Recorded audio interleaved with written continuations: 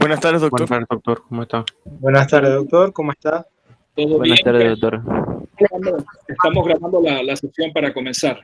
Así que bueno, iniciamos. A ver, cuénteme, ¿cómo van con el tema? ¿Qué dudas tienen? ¿Qué comentarios tienen?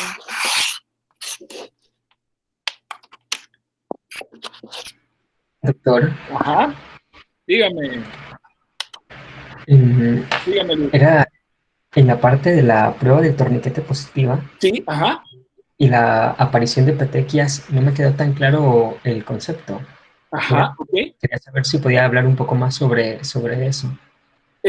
Tú le tomas la presión al paciente, le pones, en el caso de los pacientes pediátricos, tienes que buscar un manguito adecuado para poder hacer la Doctor, presión creo adecuada. que no Ajá. se escucha.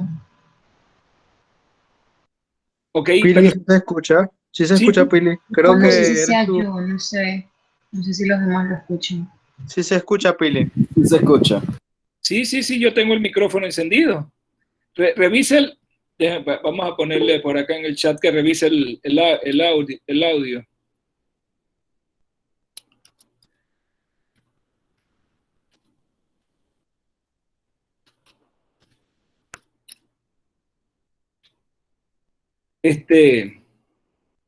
A ver, vamos nuevamente, Luis. Tú tomas como si le fueras a tomar la presión al paciente, tienes que buscar un manguito adecuado, en el caso de los niños, al tamaño del niño. ¿Cómo se va a proceder para buscar la prueba del torniquete o la prueba de las petequias? Tú le tomas primero la presión al paciente, ves cuál es la sistólica y cuál es la diastólica, ¿no? Y ya, listo, desinsuflaste el manguito. Luego esperas unos minutos y vuelves a insuflar el manguito y te quedas en un valor que esté entre la sistólica y la diastólica y cierras la válvula para que quede insuflado el manguito y lo dejas insuflado ahí. Esperas 5 minutos. Luego desinsuflas el manguito y se verifica en el antebrazo para ver en un área, tú mides con una regla un área de 1 pulgada por 1 pulgada, es decir, 2.5 por 2.5 centímetros. Y en ese cuadrito cuentas cuántas petequias hay. Perdón. Si en ese cuadrito hay 9 o más petequias, en ese cuadrito, eso quiere decir que la prueba del torniquete es positiva. Si hay petequias, pero no en el cuadrito no te quedan más de 9 o más petequias en ese cuadrito, la prueba no se considera positiva. Es un indicador de sangrado, es decir, de mala función plaquetaria o en este caso de plaquetopenia.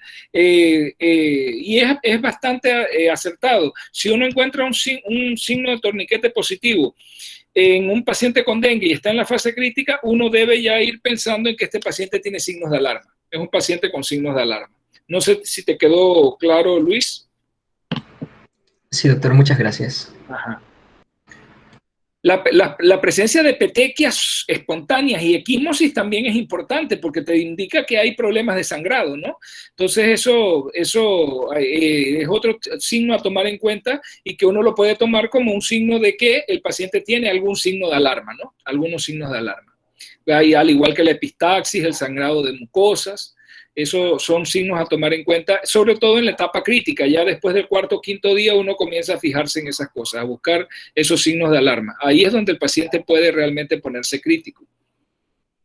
O mejorar, que afortunadamente la gran mayoría mejoran, o sea, se les quita la fiebre y se mejoran. Entonces fue un dengue sin signos de alarma. Buenas, doctor. Bueno, Bueno, salud. quería conversar sobre el dengue, principalmente. Cuando yo estaba escuchando la clase, yo estaba con mi papá mencionó que le causaba un poco de curiosidad que para las áreas indígenas usualmente, él tiene entendido que hay restricciones, o sea, en el mismo área indígena, ¿no? A la misma comarca, respecto bueno, a muchas cosas. Él me dijo que preguntara, que quería saber si lo que tiene que ver con, por ejemplo, los planes estos cuando hacen las fumigaciones a nivel nacional, todo lo que tiene que ver con salud se permite, o sea, esa clase de planes como de cuando hacen fumigación o bueno, sobre todo eso, pues la parte de salud no tiene restricciones allá, ¿verdad? O sea, Eso es parte de la... ¿Te acuerdas que el semestre pasado hablábamos del abordaje intercultural? Eso es parte del abordaje intercultural. La región 9 tiene un director médico regional, y ese director médico regional tiene está facultado y al mismo tiempo tiene la responsabilidad de negociar con las autoridades comarcales todos estos tipos de problemas, ¿no? Y plantearles y todo, y generalmente hasta ahora la experiencia ha sido muy buena, la experiencia no ha sido mala, siempre y cuando se negocie en una atmósfera de respeto y de interculturalidad. El director médico de la comarca 9 es como el director médico de acá de la región de Chiriquí, o de la región de Boca, o de la región de Veraguas. Tiene cierta autonomía para desarrollar las actividades que se dan en su área. Allá entonces corresponde al director médico regional negociar esos aspectos con las autoridades comarcales. Siempre ha habido cooperación. Por ejemplo, ahora con el asunto de COVID-19. Fíjate que varias autoridades comarcales, por ellos mismos, sin que se les hubiera impuesto, ellos pusieron cercos sanitarios. Ellos pusieron restricciones a la movilidad entre las comunidades, y funcionaron bastante bien. Ellos lograron detener o frenar la entrada de COVID-19 a gran parte de las poblaciones, de sus poblaciones en la comarca. Entonces, sí, si se hace en una atmósfera de cooperación con abordaje intercultural, es decir, con respeto, llevando la información y, como quien dice, negociando, generalmente ellos aceptan muy bien las recomendaciones que les da salud y se suman a las recomendaciones. No hay ningún problema. Casi nunca ha habido problemas con relación a salud. Los problemas que ha habido son muy particulares y muy limitados, o sea, geográficamente limitados, o culturalmente limitados también. Por ejemplo, el problema que hubo con las vacunas. ¿Te acuerdas el brote que hubo de toferina en unas comunidades por allá que están más que todo hacia el lado del Caribe, y que no creían en las vacunas, no se dejaban vacunar? Pero ahí el conflicto no fue con las autoridades comarcales, eso fue con un grupo de personas que tienen unas creencias y no sé qué, y por aquí que por allá, y se dio esta situación. Pero luego las mismas autoridades comarcales apoyaron cuando se llevó las jornadas de vacunación y hubo que vacunar a todos esos niños. Las autoridades comarcales apoyaron. O sea que las autoridades comarcales generalmente apoyan a salud en todo lo que haya que hacer. Ok, listo, perfecto.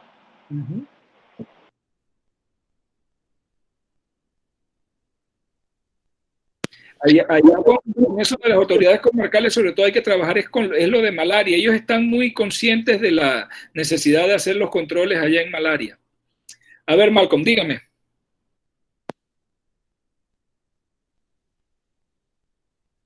Diga, Malcolm. Hola. ¿No se escucha, Malcolm?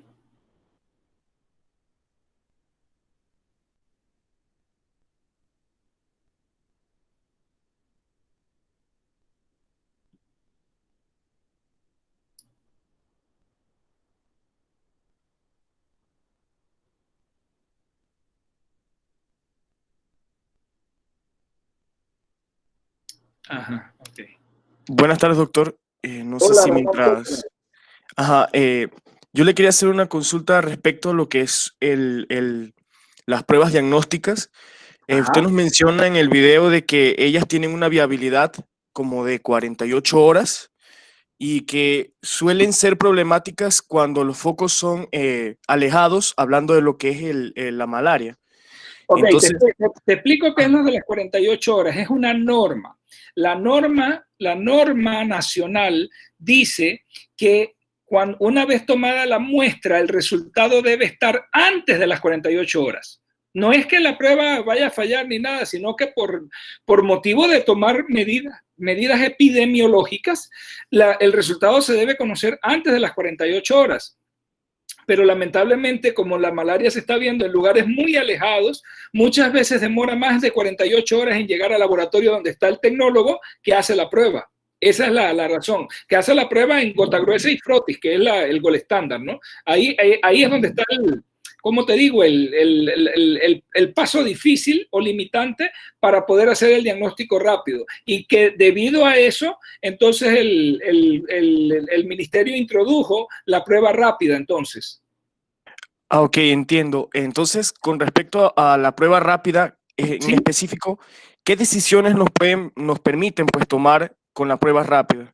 Ok, cuando el técnico de vectores o el médico o el personal que esté entrenado para hacer la prueba rápida en esas áreas de difícil acceso, hace la prueba rápida y le sale positiva, no es que eso excluye la prueba del gol estándar, el patrón de oro, que es la gota gruesa y el frotis. Se toma la gota gruesa y el frotis y se manda, pero se toman decisiones locales de acuerdo al resultado de la prueba rápida. Es decir, al paciente se le comienza el tratamiento, si es que le salió positiva, y se comienza la pesquisa epidemiológica peridomiciliaria para ver si hay otros casos y para ver y ver si hay que tratar a otros pacientes, para tratar de frenar si es que hay un brote, porque recuerda que malaria, el problema es que los mosquitos están en el ambiente. Entonces, si hay alguien con malaria, si hay alguien con plasmodium y el mosquito lo pica, luego ese mosquito puede seguir diseminando la enfermedad en toda la población.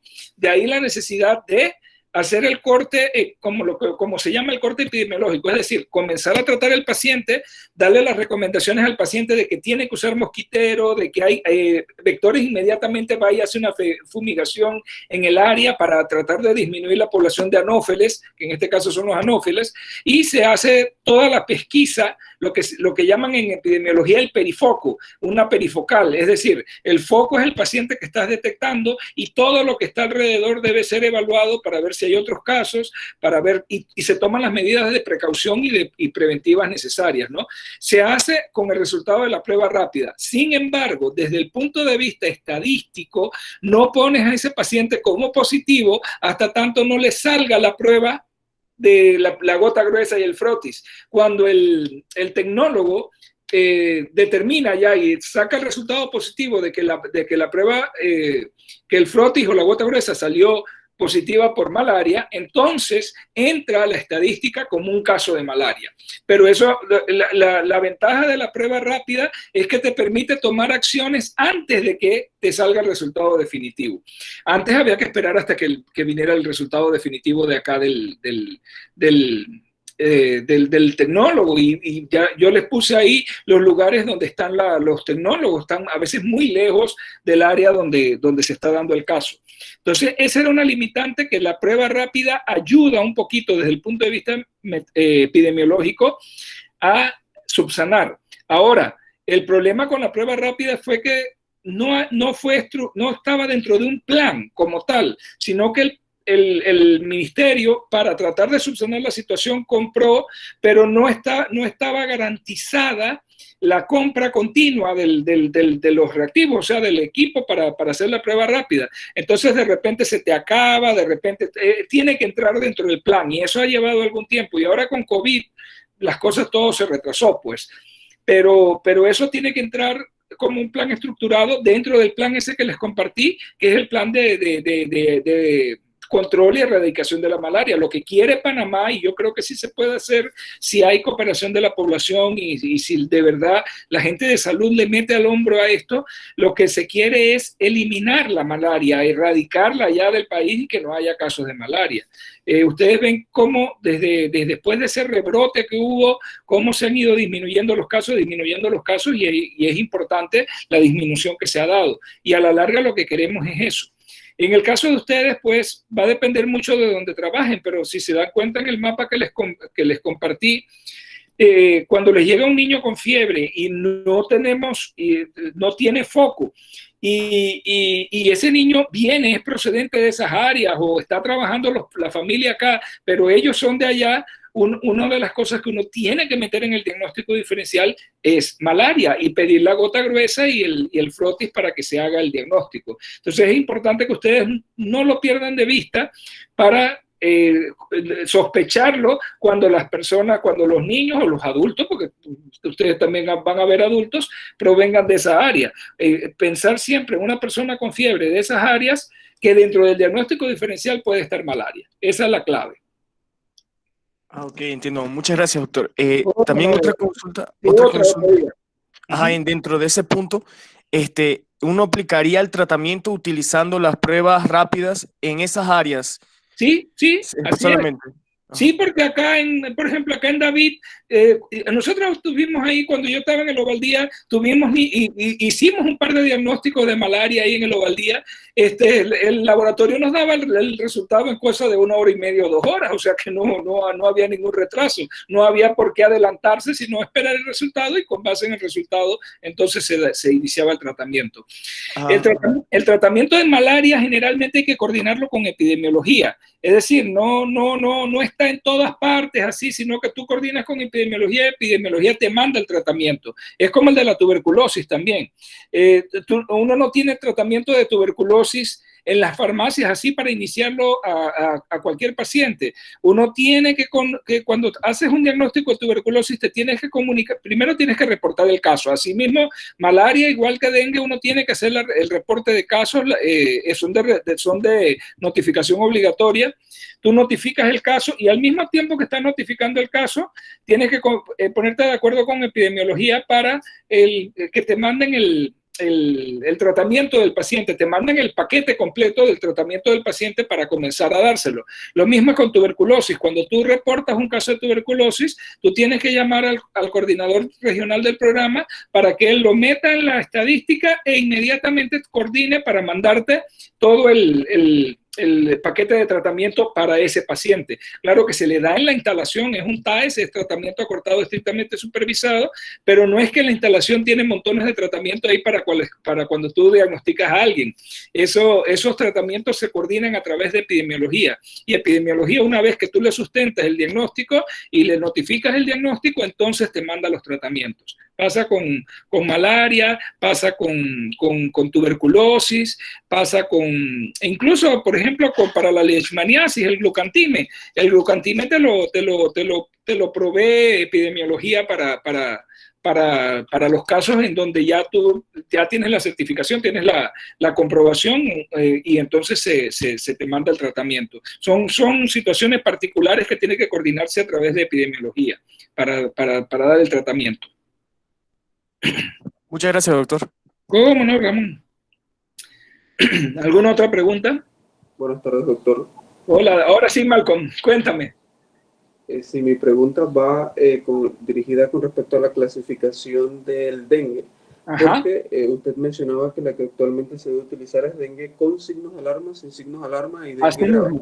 Pero sí, yo recuerdo que cuando estaba la de clásico y hemorrágico existía siempre la preocupación por la reinfección, de que esto determinaba la gravedad del paciente. Así es. Quería saber si esto aún se mantiene. Así mismo, la probabilidad de dengue con signo de alarma o dengue grave es a partir de, o sea, la primera vez que te da dengue es muy poco probable que te dé con signo de alarma o dengue grave.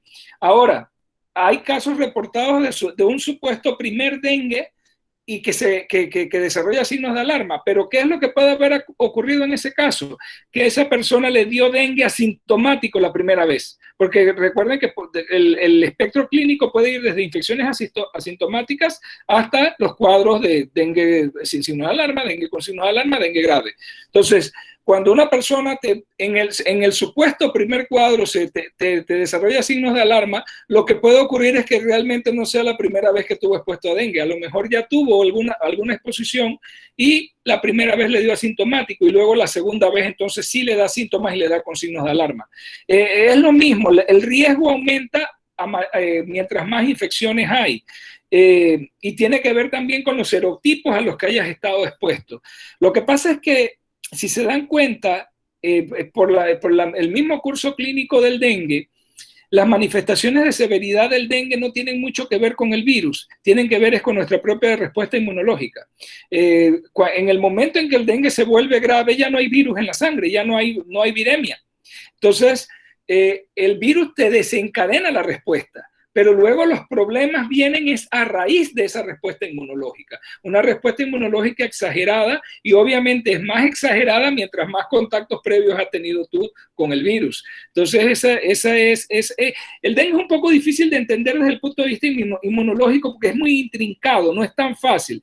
Fíjense, ustedes no sé si recuerdan o estuvieron pendientes que hubo la introducción de una vacuna contra el dengue, y varios países la introdujeron, en varios países se hizo el estudio y luego varios países la fueron introduciendo. Aquí en América, uno de los países el que la introdujo fue México. Entonces, ¿qué fue lo que se dieron cuenta? A las personas que ya habían tenido dengue, la vacuna sí los protegía de un dengue con signos de alarma o de un dengue grave, pero las personas que no habían tenido dengue previamente y se vacunaban, a esas personas tenían más riesgo de hacer, cuando se exponían al virus del dengue, tenían más riesgo de hacer dengue con signos de alarma. Entonces la vacuna era contraproducente. Servía nada más para las personas que ya habían estado expuestas, no para las personas que no habían estado expuestas. Entonces no es una vacuna muy útil. Hay que tener cuidado con este tipo de virus porque el problema no es el mismo virus en sí, el problema es la respuesta inmunológica al virus. Entonces, si en determinado momento, cuando tú vacunas, la respuesta inmunológica lo que hace es, te desencadena una respuesta inmunológica más fuerte, podría ser incluso que te dé una enfermedad más grave que lo que tú quisieras realmente.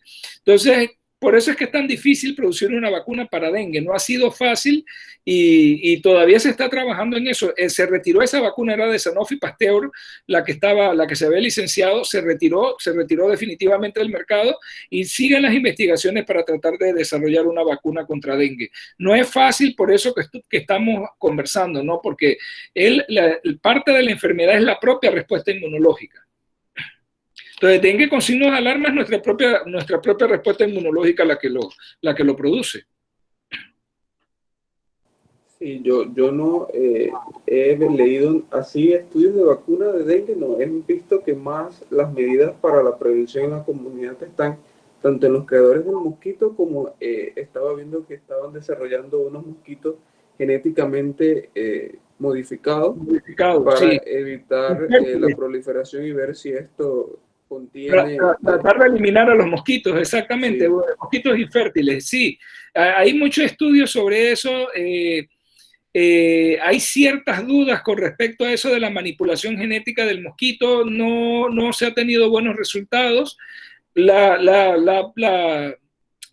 tendencia epidemiológica actual es la que les mencioné en la clase, eliminar los criaderos. En eso es lo que hay que concientizar a la población, que tienen que ser conscientes de que tienen que eliminar los criaderos alrededor de su casa. La gente no es muy consciente de eso.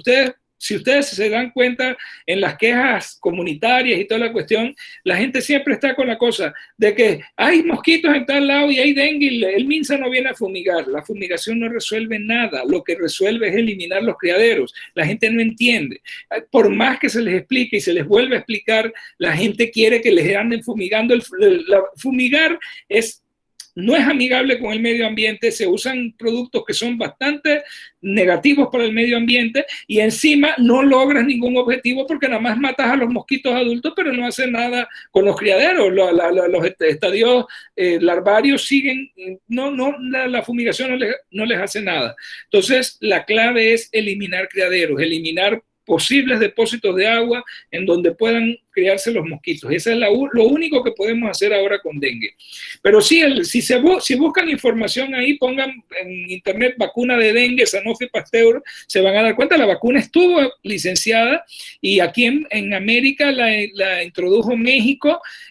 Los estudios más grandes se habían hecho en Filipinas, ellos también la estaban poniendo y tuvieron que retirarla. La tuvieron que retirar porque, por lo que les digo, ¿no? Si se le ponía a una persona que no había estado expuesta a los virus, y la primera vez que se exponía tenía más riesgo de desarrollar entonces dengue grave o dengue con signos de alarma. Entonces, era una vacuna contraproducente, no era un arma de doble filo, nada más protegía de cuadros graves a los que ya habían tenido dengue. Entonces, como que no, es muy difícil saber en la población quién ha tenido y quién no. Entonces, lo que se hizo fue retirarla del mercado y seguir los estudios. Se sigue estudiando, viendo la posibilidad de obtener una vacuna contra el dengue.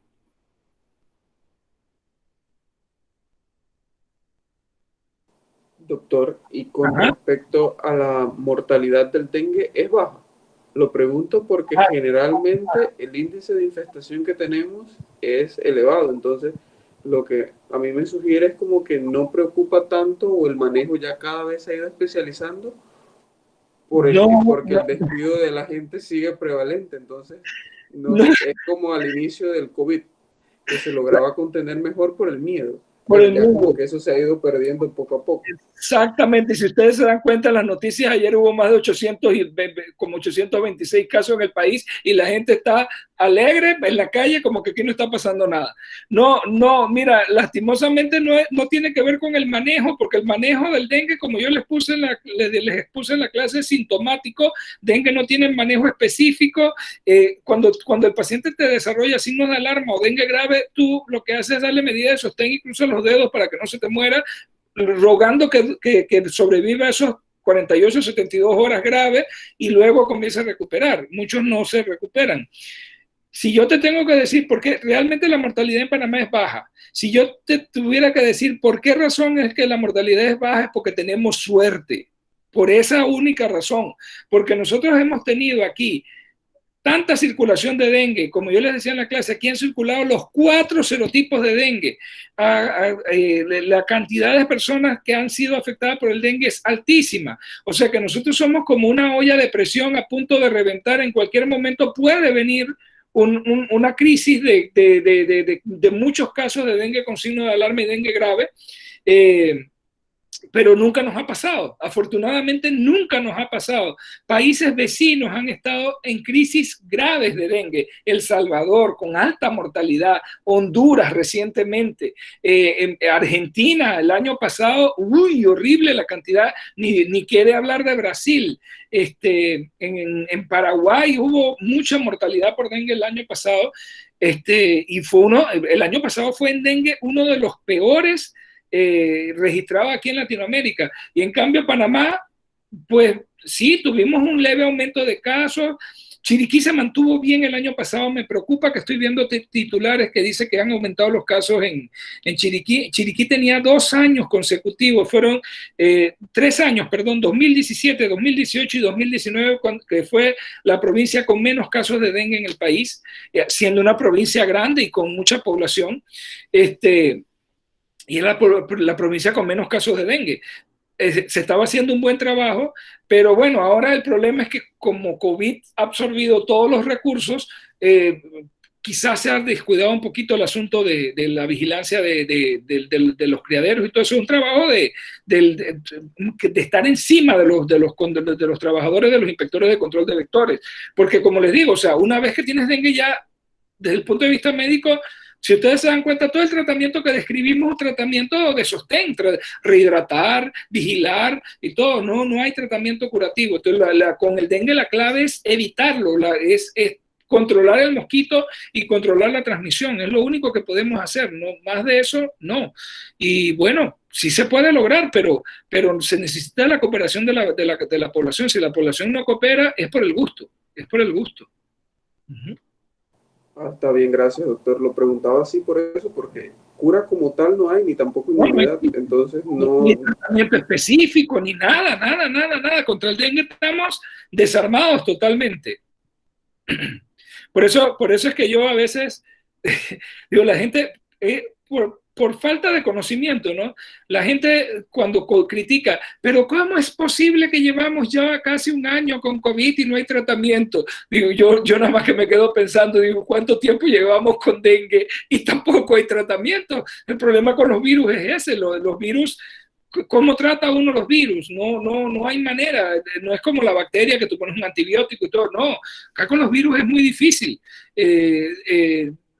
Dengue no tiene tratamiento, virus sincitial respiratorio en pediatría, que es un virus que causa muertes todos los años y ¿Cuánto tiempo hace que lo conocemos y sabemos cómo se comporta y todo, y no tiene tratamiento? Y no hemos podido desarrollar vacunas tampoco. No hay vacunas para virus sincitial respiratorio, a pesar de que es uno de los principales patógenos respiratorios, sobre todo en los primeros años de vida, en los 2 primeros años de vida, y no tenemos una vacuna. Entonces no es fácil desarrollar ni vacunas ni tratamientos para virus. Eso hay que tenerlo claro. Y por eso cuando la gente dice que la ONU no sirve, que la OMS no sirve y que no sé qué, que no han podido hacer nada y todo, digo, que no tienen idea de lo difícil que es lidiar con un virus, y sobre todo con un virus nuevo que hace un par de meses no sabíamos ni quién era.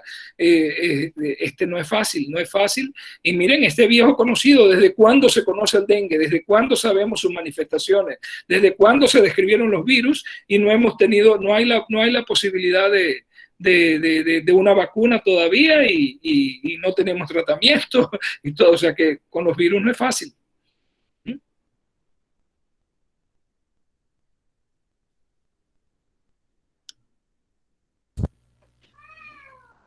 Doctor, buenas tardes. Hola, Jonathan, cuénteme. Tenía una consulta con respecto a los síntomas del dengue. ¿Usted cree que pueda una persona tener dengue sin tener fiebre? Sí, hay dengue asintomático, totalmente asintomático. Totalmente asintomático. Pero estas personas sí no tienen fiebre, pero puede presentar de que los demás síntomas, como las erupciones. No. Cuando tiene erupción y todo, generalmente tiene fiebre. Todas esas manifestaciones son inmunológicas, y ahí el síntoma cardinal en esos casos es la fiebre. No hay, podríamos decirlo de la otra manera, no hay sintomatología de dengue sin fiebre. ¿Ok? Podría haber casos totalmente asintomáticos de dengue sin fiebre. Eso sí puede existir. Una persona puede haber haber adquirido la infección y no haber desarrollado nada. Pero para desarrollar cualquiera de otras de las cosas tiene que haber fiebre. Fiebre es uno de los síntomas cardinales del dengue. Pueden, por ejemplo, si te das cuenta, el exantema solamente entre el 30 al 50% de los casos en el exantema temprano. O sea que tú puedes tener dengue con fiebre o dolor de cabeza sin exantema. Puedes hacer solamente un dengue con fiebre, dolor de cabeza y más nada, y que sea dengue sin signos de alarma, que en 4 días se te quite la fiebre, no pasó nada y te clasificaste como dengue sin signos de alarma. Pero en esos casos muchas veces es difícil hacer el diagnóstico de dengue porque la persona a lo mejor no fue ni a buscar atención, simple y sencillamente ni siquiera desarrolló mucho dolor de malestar corporal, malestar general ni nada, sino fiebre y dolor de cabeza, y la gente te dice, no hombre, si tuve 3 días malos con fiebre y dolor de cabeza, pero se me quitó, no fui ni al médico ni nada, tomé acetaminofén y se me quitó, pudo haber sido dengue. Pero se queda sin diagnosticar, porque no fueron a buscar atención, no fue lo suficientemente intenso como para que la persona buscara pues la atención médica, pero pudo haber sido dengue. Pero que te presenten las otras manifestaciones sin fiebre, muy difícil. Nunca he visto un caso así. En el dengue, la fiebre es un síntoma cardinal. Siempre está cuando hay síntomas. Ok, doctor, muchísimas gracias. ¿Cómo no, Jonathan?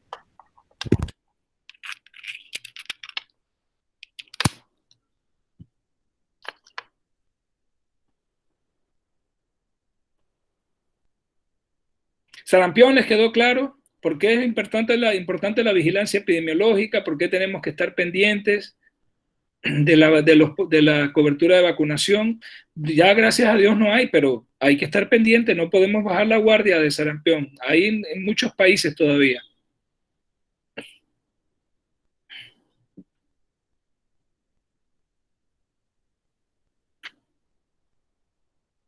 ¿Alguna otra duda?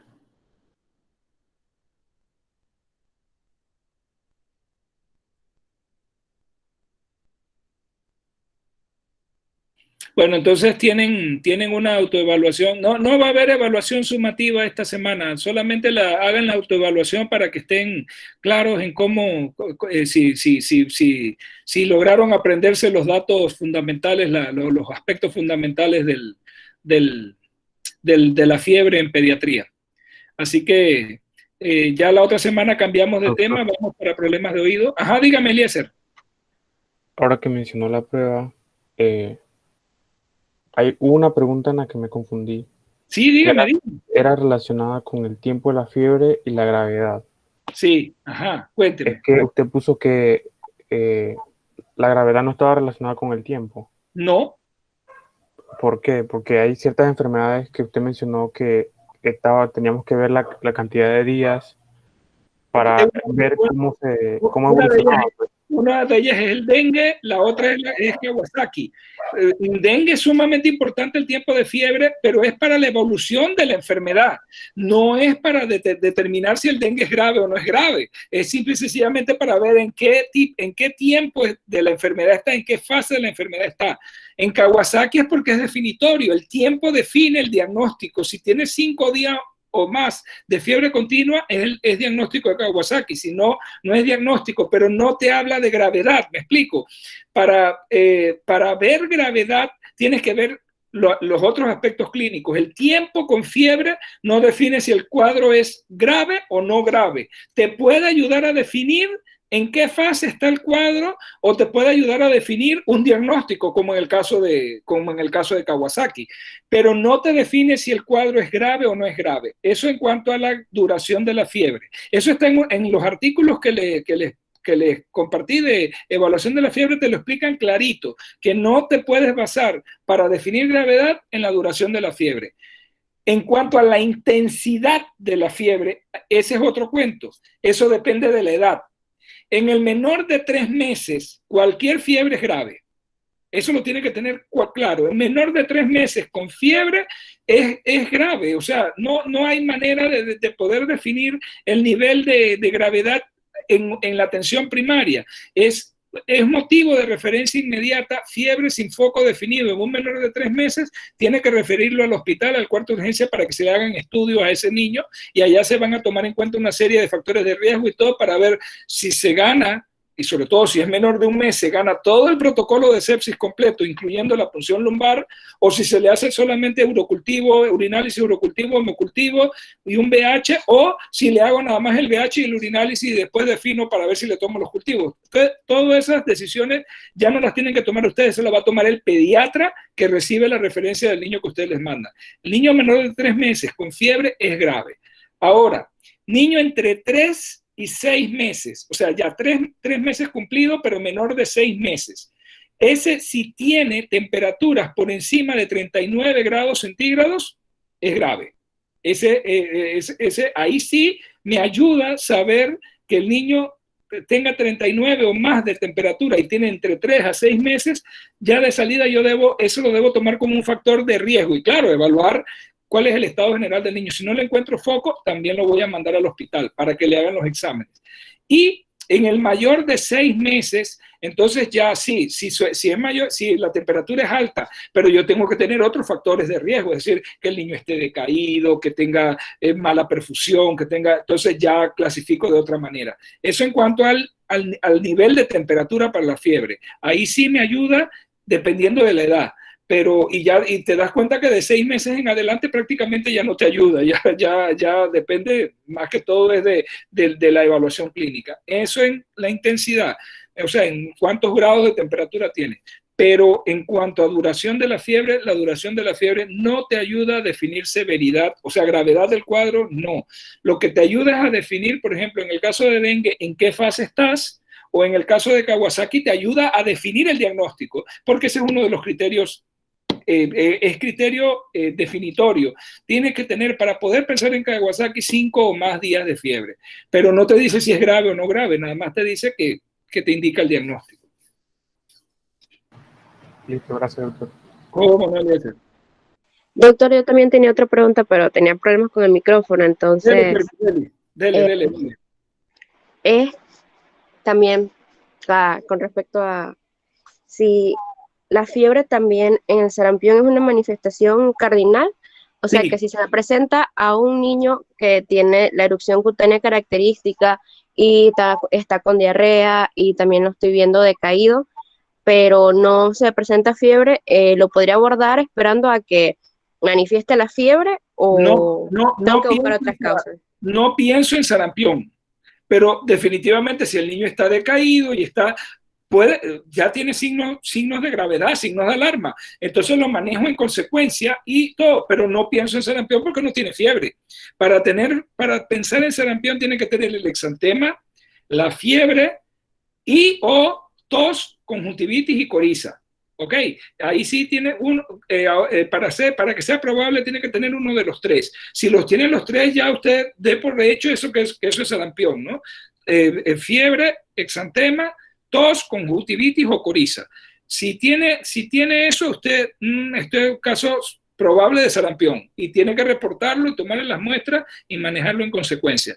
Pero recuerden, ahí miren, el sarampión les indica manejarlo ambulatoriamente en el cuadro, siempre y cuando no encuentren señales de alarma. Si el niño está que no come bien porque tiene muchas lesiones en la boca y no puede tragar, ese niño entonces tiene un signo general de peligro. Recuerden que los signos generales de peligro uno es no come, no puede comer, por lo tanto ese niño va a ir para el hospital, aunque sea sarampión. Si el niño está decaído, somnoliento o estuporoso, tiene que ir para el hospital. O sea, los diagnósticos que estamos viendo no excluyen lo que hemos visto anteriormente. Ustedes siempre van a clasificar con base en los datos clínicos que ustedes vayan encontrando. Y donde ustedes encuentren signos generales de peligro, signos de alarma, inmediatamente ustedes toman las decisiones y acciones con base en ese signo que están encontrando. Aunque el diagnóstico no quede muy claro de qué se trata, pero ustedes tienen que tomar las decisiones de acuerdo a los signos que ustedes conocen. Entonces, por ejemplo, en el sarampión puede aparecer que el niño no pueda comer porque no logra tragar, está tan inflamada la mucosa del esófago que no logra tragar, entonces ese niño tiene un signo general de peligro, hay que mandarlo para el hospital. Y obviamente si el diagnóstico es sospechoso de sarampión, es probable sarampión, si tiene fiebre, si tiene tos, si tiene conjuntivitis, si tiene el rash, ¿no? Ahí usted juega con la parte clínica, ¿no? Y ahí sí, ahí sería probable, porque cumple con los criterios para caso probable. No sé si le queda clara la explicación, Fergie. Sí, doctor, muchas gracias. Ok. Fíjense, hoy me llegó al centro de salud una niña de 8 meses. Fiebre. Ya hoy el tercer día con fiebre, no la habían llevado antes porque la mamá es una muchacha joven, ella estaba muy pendiente, yo le he hecho todo el control a esa niña, no la había llevado porque ella pensaba que era por los dientes, dice, yo le dije, no, los dientes nunca dan fiebre y todo. Entonces, fíjense, estaba 8 meses, no era menor de 6 meses, 8 meses, no, la fiebre no estaba tan alta, tenía 38,6, pero estaba sumamente decaída. El llenado capilar estaba lento, estaba en 3 segundos. Yo la conozco a esa niña desde bebé, yo le comencé a hacer el control desde recién nacida. Es una niña vivaracha, bien sociable y todo. Estaba ahí, tumbadita y todo. O sea, a pesar de que ya tenga 8 meses, la examiné completamente, busqué oído, que es lo que nos toca la próxima semana, le examiné los oídos, no tenía otitis, examiné garganta y todo, no le veía nada, la mamá no decía que tenía moquito, ni tos, ni nada, la examiné, no tenía rash, no, el abdomen bien, la oculté, no había datos de la ocultación pulmonar, pero ya les digo, una niña bien decaída, es ese tipo de casos que yo les digo que le queda a uno la sensación como pediatra, no me gusta cómo se ve esa niña. Ok, cuadro febril, foco no definido. A ver, con lo que ustedes saben, ¿qué puede haber tenido esa niña y por qué la mandé para el hospital? ¿Esa niña puede tener una infección de vías urinarias? ¿Puede tenerla o no puede tenerla? ¿Qué me dicen? Nadie dice nada. Yo digo que sí, doctor. Cualquier patología hasta que se demuestre lo contrario. ¿Puede tener meningitis? Si presentaba... Ajá. No, si acuérdense que 8 meses no va a tener signos meningios ni nada, lo único que va a tener es puede tener infección de vías urinarias, puede tener meningitis, puede tener bacteremia oculta, también la puede tener todo eso y simple y sencillamente no está dando ningún síntoma porque todavía es una niña pequeña. Entonces, en el centro de salud yo no puedo hacer nada, eso lo tiene que manejar en el cuarto de urgencia. ¿Por qué? Hay que mandarle un BH, una proteína C reactiva, hay que tomarle el urinálisis. Yo le tomaría simultáneamente el urinálisis y el urocultivo por cateterismo. Recuerden lo que les dije, que no se debe tomar bolsitas ni nada, sino por cateterismo la cateterizo o le hago una punción suprapúbica, y yo incluso le iría adelantando, cuando le tomo las muestras, le tomo un hemocultivo. ¿Ok? Y vemos a ver cómo viene el resultado del VH, cómo viene ese urinálisis y cómo viene todo. Si sospecho que puede ser vía urinaria, por el urinálisis, bueno, la dejo hospitalizada, le comienzo el tratamiento y espero el cultivo, por lo menos 48 horas, para ver qué crece en ese cultivo. Y ver si le pego con el antibiótico que le estoy dando. Si es una bacteremia oculta, pues lo voy a ver con el VH, más de 15.000 leucocitos, más de 10.000 neutrófilos absolutos, veo todo, o sea, pero ya esas son decisiones que se va a tomar uno como pediatra del cuarto de urgencias en el hospital. En el caso mío, en el centro de salud, aunque yo sea pediatra, yo estoy igualito que ustedes. Yo tengo que hacer lo mismo que harían ustedes si están en un centro de salud, porque en este momento no tengo laboratorios, no tengo nada con qué ver más, entonces yo tengo que aplicar los mismos criterios que le enseñé a ustedes. Tengo una niña de 8 meses que luce mal, luce muy decaída, ayer casi no comió, esta mañana lo único que quiso fue la teta, no comió su frutita, ni nada más. Entonces, se dan cuenta, va uno acumulando los signos de alerta. Esta niña no está bien. ¿Qué tiene? No sé, no hay manera de que lo sepa clínicamente. La única manera de definir ese cuadro es refiérala al hospital, indique cuadro febril con signos de alarma y en el hospital le hagan todos los estudios que le tienen que hacer. Entonces, para que vean que esto que estamos conversando son cosas que uno ve en el día a día en el centro de salud. Estas son situaciones que se le presentan a uno y uno tiene que actuar de acuerdo a esto que estamos aprendiendo, ¿no? Ok, no encuentro un foco, pero es una niña de 8 meses, tiene estos signos de alarma, la tengo que mandar para el hospital. Yo no les he enseñado a ustedes lo que viene en el hospital, porque eso si ustedes fueran residentes de pediatría, sí me lo tienen que decir, pero ustedes no van a ser, bueno, si a alguno le interesa pediatría, cuando sea residente de pediatría, ahí sí entramos en esa parte. Pero en este nivel en que estamos, lo que es importante es que ustedes sepan con qué niño me puedo quedar y darle tratamiento, qué niño tengo que referir porque tiene factores de riesgo. Esa es la clave. Y si ustedes saben eso, créanme, les va a ir bien, los niños no se les van a complicar, van a salvar vidas, porque van a detectar con tiempo los niños que se pueden complicar y los van a mandar oportunamente. Entonces esa es la clave. La clave es detectar oportunamente con base en la clínica, pura clínica. Y encontrando los signos de riesgo y de alarma que pueden tener en determinado momento los niños.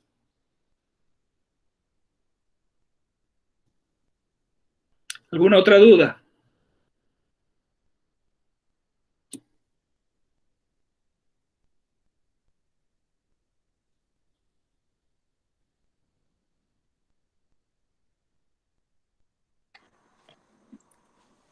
Doctor. Ajá, dígame. Yo le quería hacer una pregunta. Sí, dígame yo. Ajá, usted dice que el tratamiento acá en dengue es de sostén, ¿verdad? Sí, que no quede tan clara. Y es así con hidratación y eso. Entonces, ajá. ¿a qué punto habría que mantener eso así y no, para no caer, por ejemplo, en un edema agudo de pulmón o algo así? Es clínico, Jocelyn. Usted tiene que estar pegada al paciente.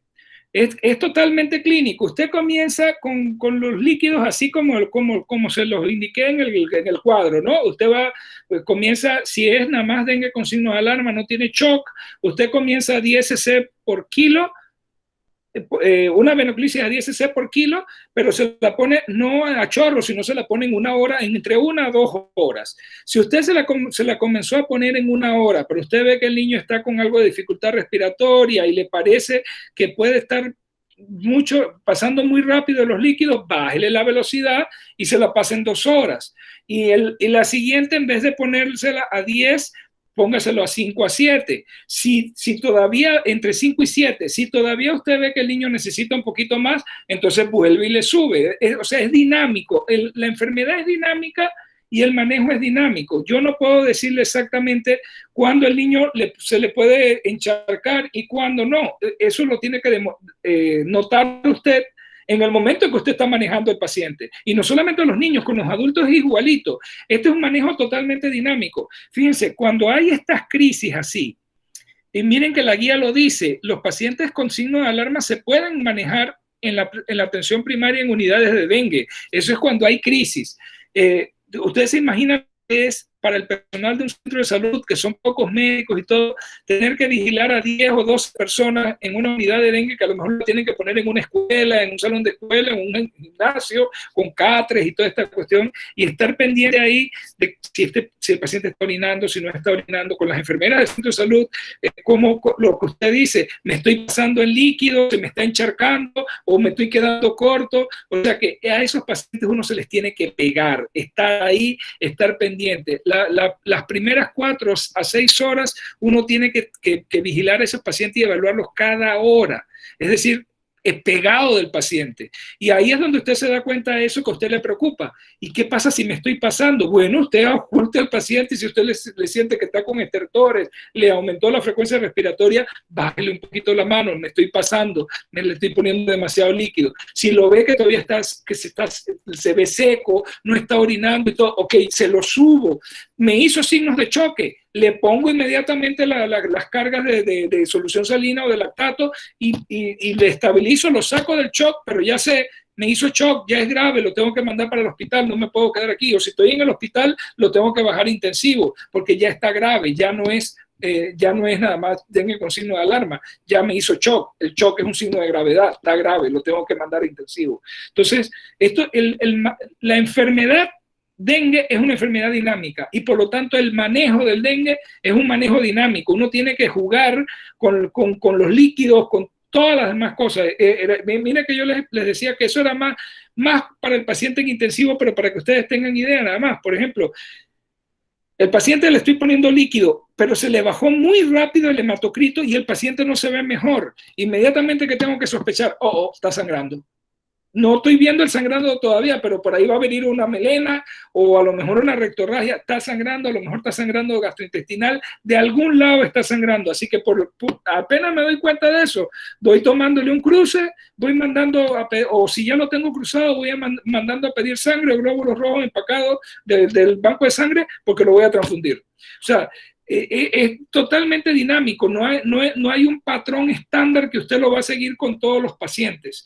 Usted maneja al paciente de acuerdo a lo que el paciente requiere en determinado momento, según la evaluación clínica que usted está haciendo de los signos vitales, de la diuresis, del esfuerzo respiratorio, de cómo se ve el paciente y de los laboratorios que le pueda realizar en determinado momento. Con eso usted va a manejar el paciente. Entonces es muy dinámico, es tremendamente dinámico, no es estático, no es como en otras enfermedades, por ejemplo, una neumonía, ok, el paciente viene con neumonía, yo sé que le tengo que poner antibióticos, probablemente si no puede comer, no lo tengo nada por boca, le voy a calcular líquidos de mantenimiento y todo, pero ya, yo sé que el paciente le puedo decir al residente que lo venga a ver dentro de 6 horas para ver cómo va, le puse oxígeno, entonces el manejo es como un poquito más tranquilo en el sentido de que el paciente se puede deteriorar, sí se puede deteriorar, pero el manejo no tiene que cambiar así tan rápido. En el dengue sí, en el dengue y sobre todo en las primeras horas, en esta fase crítica,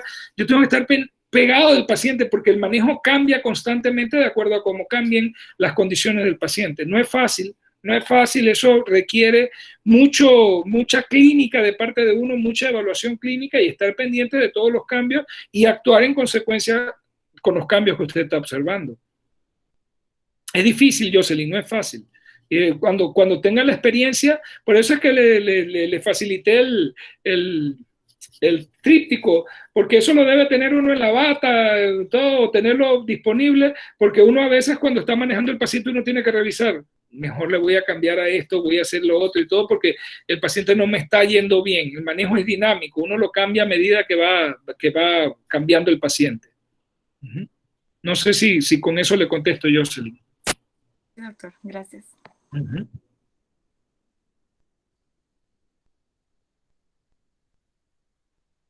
¿Alguna otra consulta?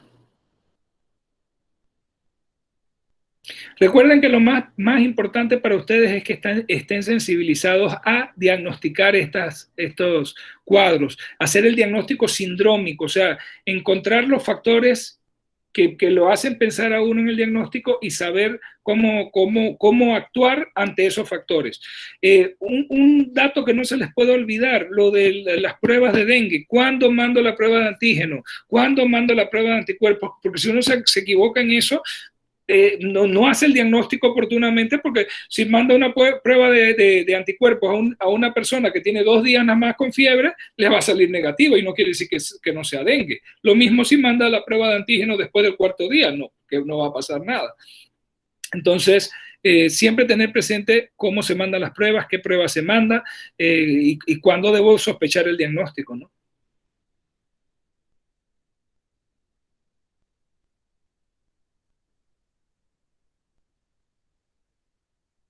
¿Alguna otra duda?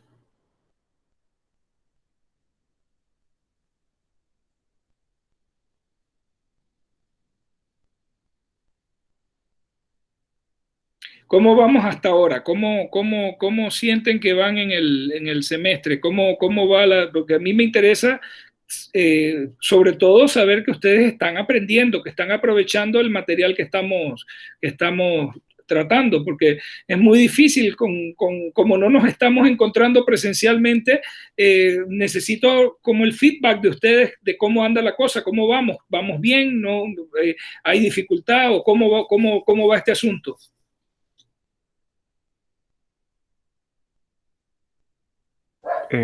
Yo creo que bastante bien con la metodología que está usted usando de grabar las clases.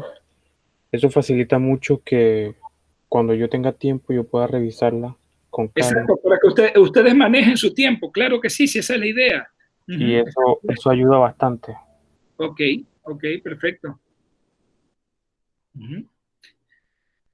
Y poner las pruebas así de autoevaluación para que ustedes mismos se autoevalúen y vean cómo andan, sienten que les ayuda. Sí, doctor, sí, yo también siento que por esa parte, bueno, ayuda mucho todos los quizzes y uno aprende y practica lo ya aprendido en los diferentes clases que usted nos da. Otro punto importante que me gustaría saber es si, por si acaso, usted sabe si nosotros en verano iremos a rotar su materia o algo así para también llevar algo más. A ver, les explico. Vino una nota del Ministerio de Salud donde daba una serie de pautas como para que se comenzaran las conversaciones con las universidades para ver la conveniencia o no de las rotaciones. Todavía los hospitales están conversando, pues yo sé que la doctora Bellita ha tenido acercamientos con el Hospital Ovaldía, creo que también con el Hospital Regional, pero todavía hay algunas cosas que definir al respecto. Y también hay que hacer las conversaciones por ejemplo, con el Ministerio de Salud, con docencia regional, porque también, por ejemplo, a mí me gustaría que más que ir al hospital, pudieran ir al centro de salud, pero tendríamos que regularlo muy bien, porque el centro, los espacios son tan pequeños que si acaso podría ir uno a la vez, no, más de uno no se podría. Entonces tendríamos que ver si podrían ir a otros centros y todo para ver cómo podríamos manejar esta situación. Pero todavía no hay nada definido, pero yo pienso que para el otro año podría haber algún tipo de respuesta para ustedes, ya dependiendo de lo que pueda negociar la universidad con las instalaciones, con la dirección regional y con ambos hospitales. Porque sí es necesario que tengan esa experiencia. Sí, sí, doctor. Muchísimas gracias. ¿Cómo no? Bueno, doctor, sí, buenas tardes de nuevo.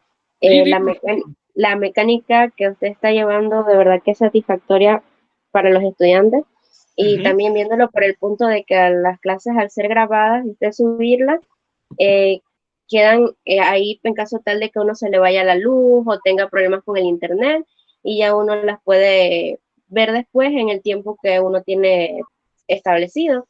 Y también la autoevaluación es buena porque así uno pone a prueba lo que uno estuvo leyendo o estudiando. Claro, que esa es la idea, Fergie. Mi idea en todo momento ha sido que ustedes puedan manejar mejor su tiempo. Y por eso nada más programamos una sola sesión sincrónica para ponernos al día y para aclarar cualquier duda o cualquier cosa, porque si no, entonces sería como si estuviéramos dando clases presenciales y no sería igual de útil con esta metodología estar reuniéndonos. Si la idea es darles el material y que ustedes manejen de acuerdo a cómo puedan manejar su tiempo, lo revisen y lo manejen en el momento en que ustedes mejor lo puedan hacer. Entonces, le da cierta autonomía a ustedes en ese sentido. Claro, como les he dicho siempre estamos disponibles para cualquier duda, cualquier pregunta que quieran hacer, si a través del chat o algo, con mucho gusto yo se las resuelvo y conversamos cualquier tema, les aclaro cualquier duda, pero, o sea, el contacto debe ser es continuo prácticamente, pero el material debe estar en manos de ustedes y por eso trato de que desde el lunes tengan el material de la semana, para que ya ustedes sepan todo lo que tienen que revisar y ustedes se organizan su tiempo para revisarlo durante la semana. Esa es la idea y espero pues que siga funcionando bien. Pues, pero necesito, como les digo, el feedback de ustedes, la realimentación para saber que vamos bien y si hay que ajustar alguna cuestión, pues siéntanse en libertad de conversar y ajustamos lo que sea necesario. Otra cosa, antes que se me olvide, recuerden que ya yo creo que a partir de mañana o de la otra semana, se me olvidó exactamente la fecha, pero comienza la evaluación de los docentes. No se les olvide evaluarme y evaluar a todos los docentes, que es importante la evaluación.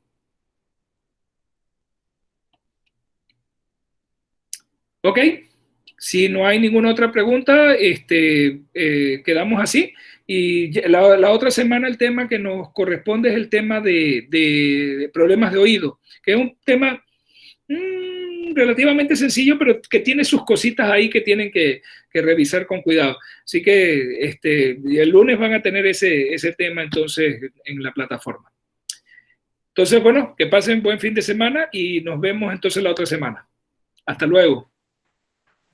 Hasta luego, doctor. Hasta luego, doctor. Hasta luego, doctor.